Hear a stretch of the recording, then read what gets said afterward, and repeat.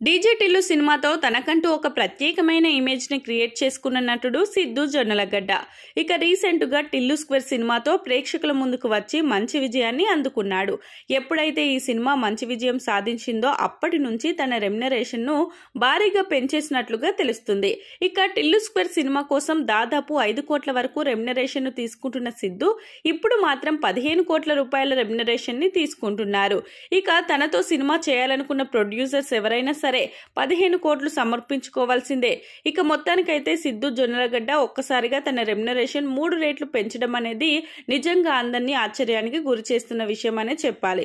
ఇక టిల్లు స్క్వేర్ సినిమాకి ముందు కమిట్ అయిన బొమ్మరిల్లు భాస్కర్ సినిమాని మినహాయిస్తే ఇప్పుడు చేయబోయే సినిమా కోసం ఆయన 15 కోట్ల రూపాయల రెమ్యునరేషన్ తీసుకున్నట్లుగా తెలుస్తుంది.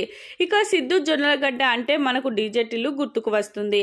మరి అలాంటి బాడీ లాంగ్వేజ్ తో తెలంగాణ స్లాంగ్ తో ప్రేక్షకులందరినీ మెప్పించిన సిద్దుని మిగతా క్యారెక్టర్లలో చూసిన ప్రేక్షకులు ఆదరిస్తారా, ఆయన కూడా మిగతా క్యారెక్టర్లలో అంత ప్రభావం చూపిస్తాడా లేదా అనే విషయాలైతే తెలియాల్సి ఉన్నాయి. ఇక ప్రస్తుతం ఆయన బొమ్మరిల్లు భాస్కర్ డైరెక్షన్ లో చేస్తున్న జాక్ అనే సినిమా కనుక మంచి విజయాన్ని సాధిస్తే సిద్దు నటుడిగా మరొక మెట్టు పైకెక్కుతాడని చెప్పడంలో ఎంత మాత్రం అతిశయోక్తి లేదు. చూడాలి మరి ఇక రాబోయే సినిమాలతో ఆయన ఎలాంటి సక్సెస్ సాధిస్తాడు అనేది.